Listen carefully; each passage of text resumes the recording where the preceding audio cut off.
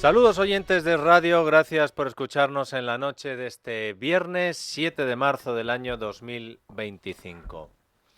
La víspera del 8M hay que decir que está siendo bastante menos ruidosa que en años anteriores, más que nada porque en la izquierda están cabizbajos después de descubrirse que los tres partidos de izquierdas que tantas lecciones han dado, dan y darán sobre feminismo y el trato a las mujeres, resulta que encubrieron durante años el comportamiento que ahora esos mismos partidos censuran de sus tres símbolos masculinos: Íñigo Errejón, Juan Carlos Monedero y José Luis Ábalos.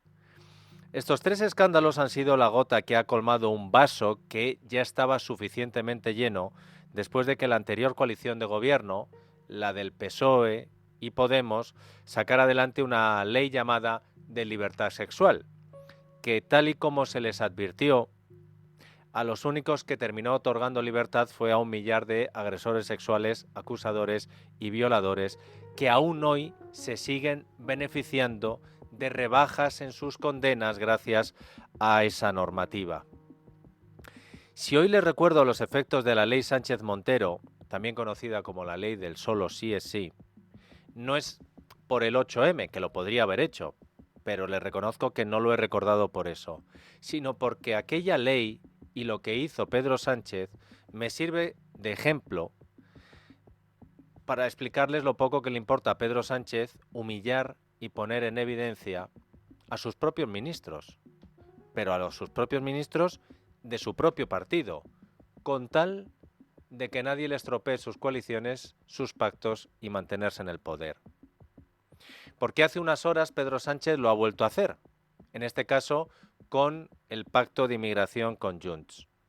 Y me gustaría que ustedes vieran, o en este caso escucharan, el paralelismo que hay entre el comportamiento de Sánchez de ahora con el que tuvo con esa ley que benefició a violadores, agresores y acosadores.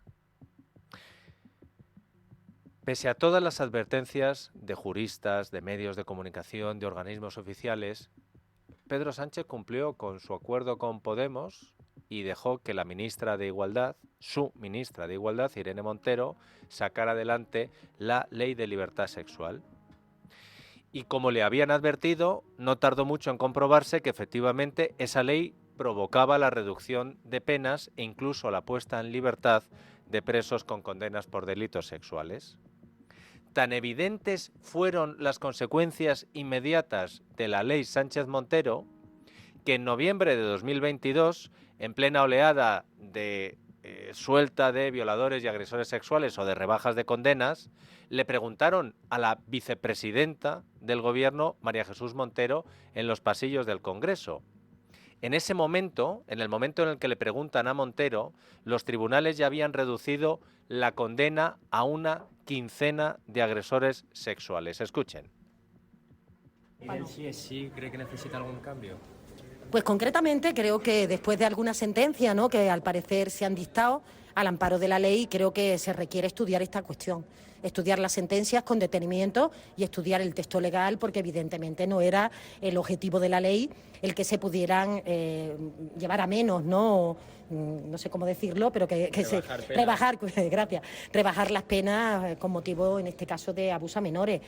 Todo lo contrario, ¿no? Por tanto, yo creo que habría que estudiar tanto las sentencias para ver en qué cuestiones es en las que se ampara y el propio texto legal. ¿Saben cómo interpretó la prensa estas declaraciones de la vicepresidenta Montero? Pues de la única manera que se podían interpretar. Y para que no vean que la interpretación es mía, les recuerdo el titular del diario El País. El gobierno abre la puerta a revisar la ley del solo sí es sí por la rebaja de penas en casos ya sentenciados. Y no fue solo la vicepresidenta. La que entonces era portavoz del PSOE y ministra de Educación en sus ratos libres, Pilar Alegría, escuchen lo que dijo. Que si hay que hacer algún cambio para evitar que esto se produzca y sobre todo para conseguir un respaldo mucho más sólido hacia las víctimas, habrá que abordarlo. Pues lo reconocieron y ya está, públicamente. La ley no está bien y si para proteger más a las víctimas hay que cambiarla, pues se hace, habrá que estudiar cómo hay que cambiarla. estas dos ministras lo que estaban haciendo es llenar el vacío del presidente Sánchez, que no había dicho nada, muy en su estilo, pero que además el escándalo le pilló en otra de sus giras por el extranjero. Y no sé si hubo falta de comunicación o que a Sánchez le daba igual que se abrazaran por él en la parrilla sus ministras. Porque Sánchez en esa fecha estaba en Bali. ¿Y qué ocurrió? Que cuando por fin los periodistas le pudieron preguntar al presidente en rueda de prensa qué dijo Sánchez de la ley que según sus ministras había que cambiar para proteger a las víctimas? Yo creo que además es una gran conquista del movimiento feminista de nuestro país. Una ley de vanguardia que va a inspirar otras muchas leyes en el mundo, estoy convencido de ello. La ley no solo no debía ser revisada ni cambiada, sino que encima nos la iba a copiar todo el mundo. Y por si no les había quedado claro a algunas, días después, 7, en la cumbre hispano-rumana en Castellón, Sánchez lo dejó todavía más claro. Estamos yendo en el camino correcto. Yo lo único que les puedo decir es que me siento orgulloso de la ley, que me siento, digamos, plenamente confiado en el trabajo de los fiscales y también de los jueces y juezas en nuestro país y sin duda alguna reivindico esta ley como conquistas feministas de un gobierno que se declara a sí mismo feminista. Como María Jesús Montero es de las que se recupera bien de las humillaciones de Pedro Sánchez, la vicepresidenta salió de inmediato en un acto del PSOE y ya no habló de cambiar la ley, estudiar el texto, proteger más a las víctimas. Repitió el discurso, el nuevo discurso del jefe, y dijo que efectivamente la ley del sí es sí era una gran conquista del feminismo. A Pedro Sánchez le importó una higa, sus ministras, lo que le importaba era su pacto que le permitía estar en el poder con Podemos, y si para eso tenía que dejar que Irene Montero jugara a la libertad sexual y las leyes, pues lo hacía. Finalmente la ley tuvo que cambiarse. Bueno, pues les he querido recordar esto porque en mi opinión algo parecido ha vuelto a hacer Pedro Sánchez en las últimas 24 horas. Pedro Sánchez ha pactado con Puigdemont un acuerdo para entregarle a Cataluña las competencias de inmigración y el control de fronteras, y para que además lo puedan hacer con un sentido identitario. En el acuerdo pactado entre el PSOE y Junts, además de equiparar a los españoles nacidos fuera de Cataluña con los extranjeros, se dice que a partir de ahora se va a exigir el catalán a un inmigrante que quiera el permiso de residencia, arreglar sus papeles o un trabajo en Cataluña. Preguntada por esto, porque también ha provocado un escándalo, incluso entre la izquierda, preguntado por esto, ayer por la mañana la ministra de Migraciones, Elma Saiz, dijo en Onda Cero que no era verdad. La lengua no es un requisito para denegar un permiso, para expulsar a una persona de nuestro país, para prohibir la entrada en nuestro país. Lo han escuchado, ¿verdad? Clarísimo. A la misma hora, el ministro de Justicia, Presidencia y Relación con las Cortes, Félix Bolaños, dice lo mismo pero en su estilo sabiendo. Me parece un debate que sería inexistente si se leyera el texto de la proposición de ley que hemos acordado el Partido Socialista y Junts, porque en el texto que se ha pactado por parte del Partido Socialista y de Junts, que ahora está en tramitación parlamentaria, en esa proposición de ley no hay ninguna referencia a ningún requisito, ni en referencia a la lengua, ni en referencia a ninguna otra circunstancia. Por tanto, es un debate inexistente con el simple hecho de leerse la proposición de ley. Quien se la lea podrá comprobar que no existe ningún requisito de esa naturaleza. Bueno, pues Míriam Nogueras y Puigdemont se la habían leído, de hecho la habían pactado ellos con Zapatero y con Sánchez y decían que existía ese requisito de la lengua. Mientras Bolaños y Elma Saiz estaban diciendo esto, ¿Sánchez dónde estaba? Otra vez fuera, en el extranjero, en este caso en una reunión del Consejo Europeo. Y no sé si es que también no se podía comunicar Sánchez con los suyos, pero al salir del Consejo, ya bien entrada la noche, le preguntaron a Sánchez quién decía la verdad, ¿los de Puigdemont o sus ministros? En nuestra Constitución vienen recogido, además del castellano, la cooficialidad de otras 3 lenguas. Y en la ley de extranjería, pues lógicamente, se dice que se necesita también un conocimiento de las lenguas que se hablan en cada uno de esos territorios. Es mentira, es mentira. En una única frase ha colado 3 trolas, pero ya es lo de menos. Porque cuando habla Sánchez ya sabemos lo que pasa. ¿Qué más da la verdad si la verdad muta al mismo tiempo que cambia la opinión de nuestro presidente? Lo que estamos esperando, pero esperándolo además, quiero decir que quizá con algún puntito de maldad y palomitas, es a Elma Saiz y a Félix Bolaños para que hagan como hicieron MJ Montero y Alegría y nos digan ahora no solo que está bien que se le exija al catalán, al inmigrante que quiera arreglar sus papeles, sino que además es una gran conquista para la inclusión. Cayetano González, buenas noches. Hola, Dieter, buenas noches. Tomás Cuesta, buenas noches. Muy buenas noches, Dieter. Esmeralda Ruiz, buenas noches. Buenas noches, Dieter. Ronda Express para que me valoréis esto porque tengo también otro cambio de opinión, otro cumplir lo que diga el jefe, aunque hayas dicho lo contrario, que os va a gustar, no sé si incluso más, pero sobre esto, Cayetano. Pues tú lo has dicho, o sea, en una frase Sánchez ha metido 5 mentiras, ¿no? Porque una cosa es que la Constitución reconoce la cooficialidad del catalán y el español, o el euskera y el español, y otra cosa es que todos los ciudadanos que viven en esas comunidades autónomas tengan la obligación de hablar las 2 lenguas. Eso no lo dice la Constitución, y de hecho hay bastantes vascos que no hablan el euskera, y no sé cuántos catalanes, pero conozco menos, ¿no? Creo que habrá más catalanes que hablan catalán que vascos euskera, ¿no? Con lo cual, que el presidente del gobierno, porque creo que eso se lo debe saber, o sea, se habrá leído ese artículo, mienta de esa manera, pues dices, bueno, pues no hay nada que hacer. Es decir, no hay nada que hacer en el sentido de lo que tú has dicho, es que cambia la verdad mutua de acuerdo con sus intereses, ¿no?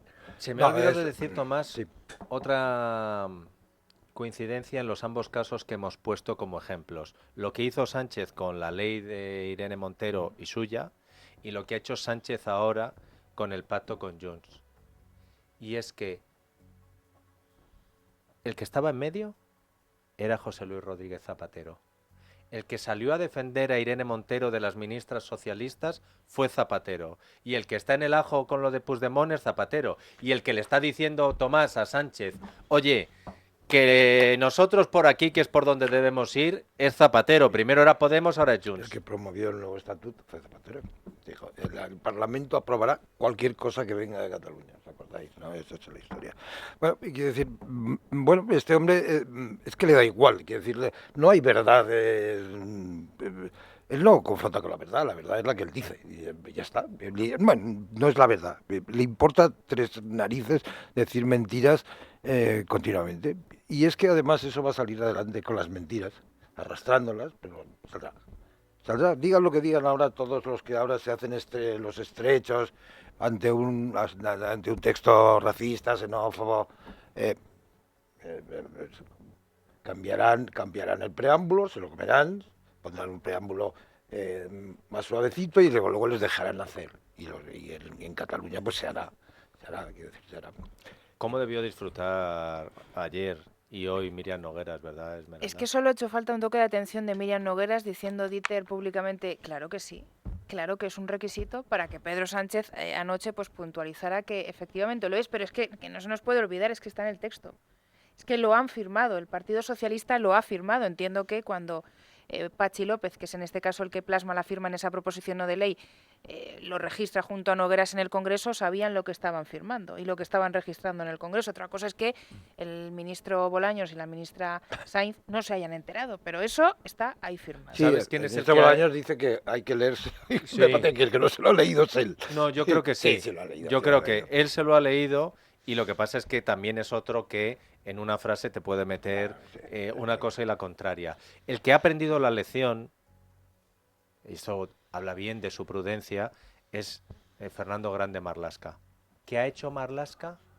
Recibir una bronca, según todo indica, gigantesca en el despacho presidencial, justamente porque él había dicho que eso era imposible, que no se podía trasladar la responsabilidad fronteriza a un cuerpo policial autónomo, en cualquier caso.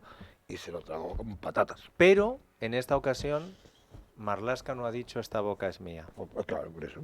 Marlaska no ha salido a tratar de camuflar la mentira porque sabía lo que iba a hacer su jefe.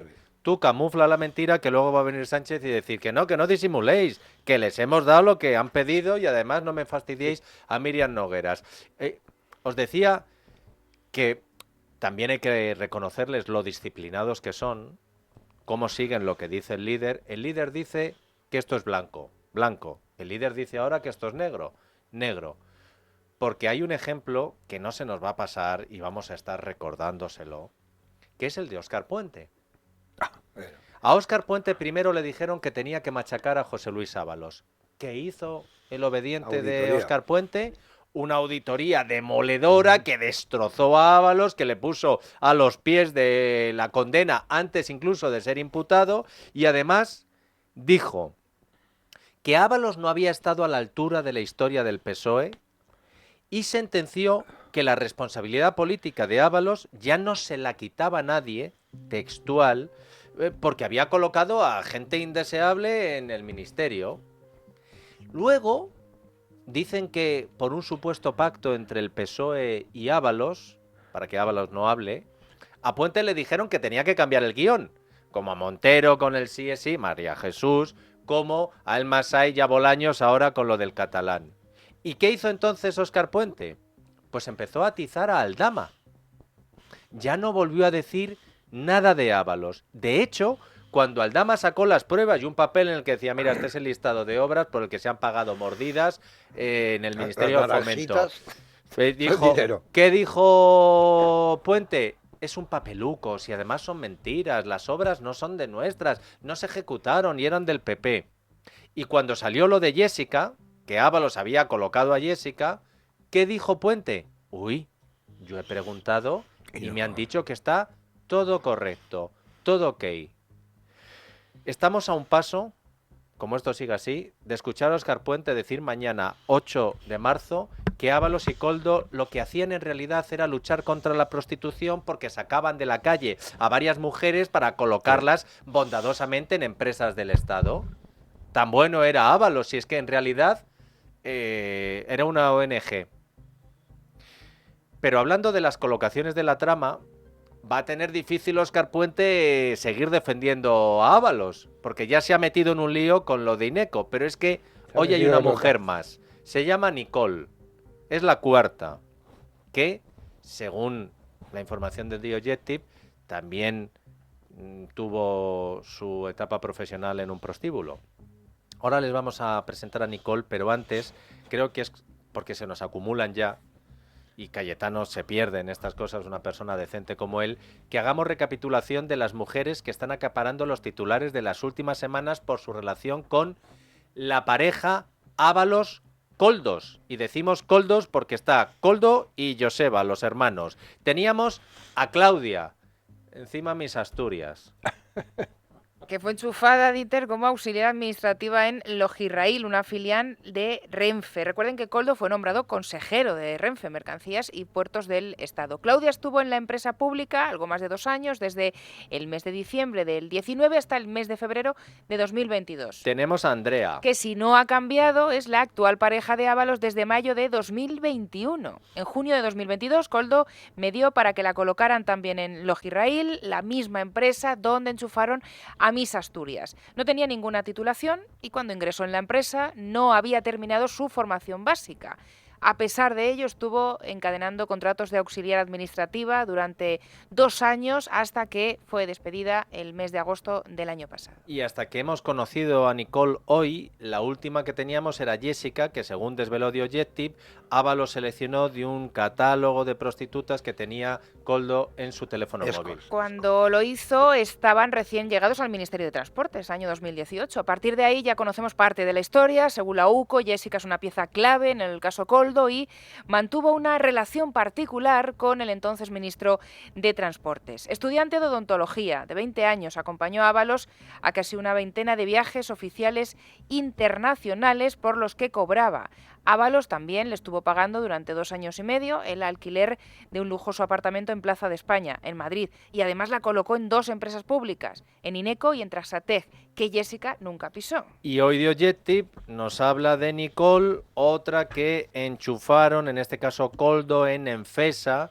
y a lo mejor le suena su nombre lo de Enfesa porque también trabajaba allí Joseba, el otro Koldo, y también un sobrino de la familia. ¿Cómo acabó Nicole trabajando en Enfesa, empresa de enajenación de materiales ferroviarios? ¿Y de qué conocía a Koldo? Pues se conocieron en la época en la que el asesor de Ábalos era portero de un prostíbulo de Pamplona. Ella estaba trabajando en otro, el Olimpo se llamaba, que era del mismo dueño, y bueno, hicieron amistad y algo más.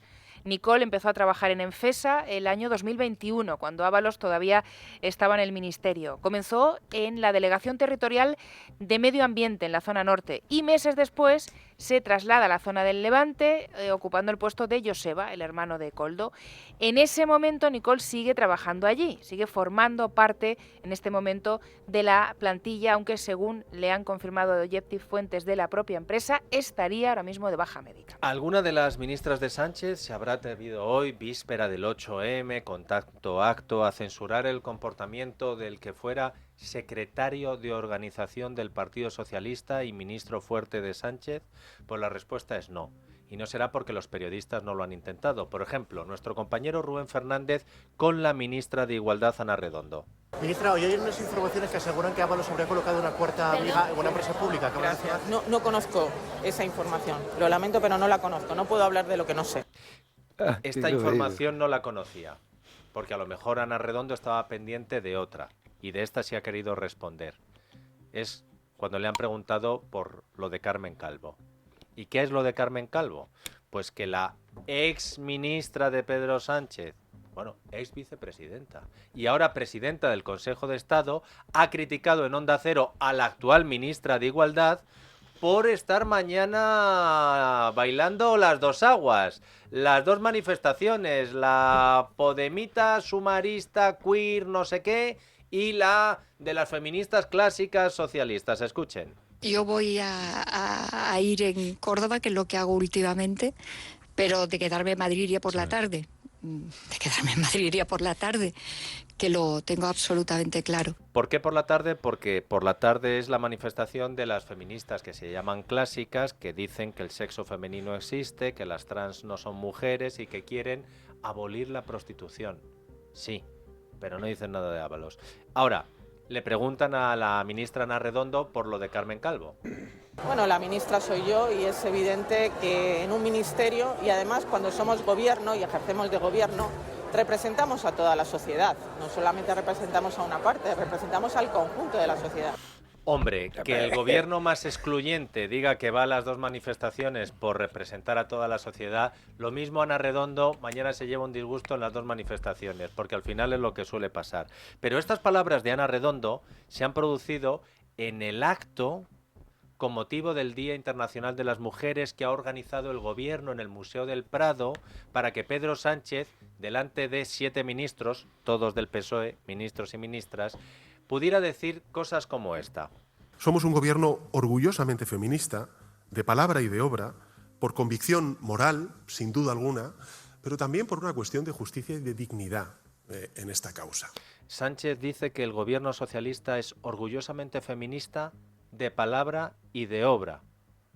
Y claro, después de enterarnos de cómo el ministro de ese gobierno, José Luis Ábalos, y el asesor de ese gobierno, Koldo García, colocaron con el dinero de nuestros impuestos a las féminas de su vida en Ineco, Ingeniería y Economía del Transporte, Logirrail, operador de servicios logísticos para el sector ferroviario, Traxa, empresa de transformación agraria, y Enfesa, empresa de enajenación de materiales ferroviarios, creo que para ser rigurosos, hoy Pedro Sánchez debería haber dicho que su gobierno y el de Ábalos y el de Koldo eran orgullosamente feministas de palabra y de obra pública. La Sociedad Española de Puteríos Industriales. No, Tomás. Se me ha ido. Escucha, el CanPlus. CanPlus. Lo adelantamos un poquito, venga, de Mundo Natural, un complemento rico en aminoácidos con vitaminas B3 y B6 que contribuyen al buen funcionamiento de nuestro sistema nervioso. Ya sabes, CanPlus de Mundo Natural y gánale la batalla al estrés. Consulta, Tomás, a tu farmacéutico dietista en Parafarmacias del Corte Inglés y en Parafarmacia Mundo Natural. Pido disculpas a todos. Mundo Natural. Cuida la SEPI. Ya no podré mirar a la SEPI nunca más como antes. Pero esto es un no parar. No, a mí esto, Cayetano, tú que eres una persona seria, de orden, decente, que estas cosas te escandalizan. No, realmente me da reparo contarlas delante de ti porque digo, es que luego mi audiencia sufre. No, pero es que ha sido... O sea, realmente, hombre, uno está al cabo de la calle de estas cosas, pero como has hecho el relato tan seguido, de verdad que es bastante impactante, y bastante bochornoso, y más cosas, ¿no? Por cierto, a Pedro Sánchez se le ha olvidado decir, no sé, es decir, ¿es feminismo también que su mujer haga negocios en el Palacio de la Moncloa? Pues me gustaría preguntárselo. Oiga, ¿usted considera feminista y que es un gobierno feminista que su mujer haga negocios en el Palacio de la Moncloa? ¿No? Digo, puestos a... Bueno, y dicho lo cual, yo creo que mañana tienen un papelón las personas, vamos a decir, que ocupan cargos institucionales que vayan a las manifestaciones, ¿no? Entre ellos los del PP. Incluidos los del PP, por supuesto. ¿Sabéis lo que va a hacer el PP, no? Manda una vicesecretaria. Sí, y hacen parada frente al piso de Jessica. De Jessica en la Plaza de España, sí. Pero bueno, lo llevan haciendo ya 4 o 5 años, ¿no? Creo recordar. Lo que no sé es a cuál se suma uno, porque a este paso vamos a tener a mí eso manifestaciones... del piso de Jessica no me parece bien. No, a mí tampoco me parece bien lo de la isla de las corrupciones. Sí, mira, Feijóo dijo que él iba a hacer política seria. Pues política seria es denunciar esto de forma seria. No hagas vídeos de la isla de las corrupciones, que al final, si lo haces, no lo quites. Si lo haces, manténlo, pero al final, si dudas porque te lo están haciendo otros, y no es Feijóo, porque esto es el departamento de bromas de Génova, que no sé si con el nuevo fichaje vamos a tener más de estas. Pero esto al PSOE le sale bien porque les da igual, le compran la gracia, dicen Perro Sánchez, y los suyos compran hasta camisetas. Al PP no, porque luego el PP lo piensa y dice, pues es verdad, ¿para qué lo hemos hecho? Y en República Dominicana se quejan. República Dominicana se queja de que haya, aparte de que me guste o me guste más o menos el vídeo, que República Dominicana se queja porque hacen un vídeo de parodia con la isla de las corrupciones y no hayan dicho ni Pamplona de que República Dominicana sea ahora mismo para los españoles un sinónimo de donde el PSOE se lleva la pasta con sus tramas. No, ni lo han investigado. Claro, ¿quién lo ha dicho del gobierno de República Dominicana? ¿Lo ha dicho José Bono, que trabaja para ese gobierno? ¿Lo ha dicho el colocado por José Bono, que también está ahí? Todos los que ostentan dobles nacionalidades de República Dominicana y españolas, que son muchos. Sí. Pero bueno, por eso te digo que al final si vas a hacer algo, o lo haces muy consciente de lo que haces, o no, porque si lo vas a retirar... Eso, por ejemplo, de pararte, estás criminalizando a Jessica, y es que no se trata de eso, ¿no? Jessica es la que tiene... Bueno, será una gente. Escucha, que Jessica ya no está allí. Bueno, ya es igual. Lo que están haciendo es el símbolo, porque han dicho, ¿cómo vamos y hacemos? Yo qué sé... Pues que vayan al ministerio, porque siguen igual. ¿Sabes? Es que es verdad, o que vayan a las empresas donde están colocando a gente. Bueno, te voy a decir una cosa, Tomás. Lo serio es lo que está haciendo el PP con Vox y con UPN en el Senado en la comisión de investigación. Eso sí, claro. Eso sí que es lo serio. Serio, sí. Eso sí que es lo serio. Eso sí que es hacer política y oposición. Bueno, tenía que contar con la colaboración de Cayetano y de Tomás Esmeralda porque, claro... Era necesario. Empiezo el programa así y luego como lo retomo. Además, a lo mejor Cayetano oye esto y dice, me voy. ¿Qué tipo de programa es este? Yo soy una persona de orden y moral, entonces he preferido no avisarle y pillarle de imprevisto. Escuchamos a Agapito y ya iniciamos de forma oficial la tertulia de los Cayetanos.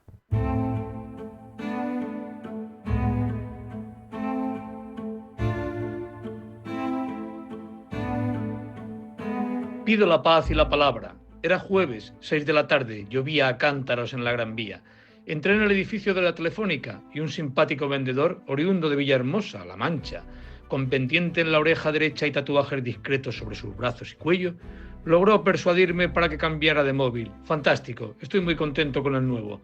Mientras otro diligente trabajador de la entidad, técnico en informática, me traspasaba los datos de un móvil a otro, operación que duró casi 1 hora, me fui a la 3ª planta de la sala de exposiciones a ver una de Jaime Plensa, titulada Materia Interior. Se reúnen en ese espacio de Telefónica 15 obras escultóricas, obras de arte, no todas equiparables en belleza y dignidad, aunque ninguna olvida el principal objetivo del artista, tratar de captar la inefabilidad de la vida, lo impronunciable de la existencia, lo indecible de la soledad de un mundo lleno de ruido. La exposición de Jaume Plensa, Materia Interior, puede verse en la planta 3ª de Telefónica hasta el 4 de mayo del 2025. Sí, la frontera de la inefabilidad, límite siempre de todo lenguaje que trata de captar la escultura de Plensa, ha sido rebasada por lo sublime y único de la vida cotidiana. Yo pasé a resguardarme de la lluvia, me compré un nuevo móvil, pegué la hebra con los currantes de Movistar y además me vi una exposición de un escultor español que, como casi todos los artistas del mundo, tratan de vender con la palabra, con el lenguaje vulgar y rico de la vida cotidiana, lo que no consiguen transmitir con algunas de sus obras.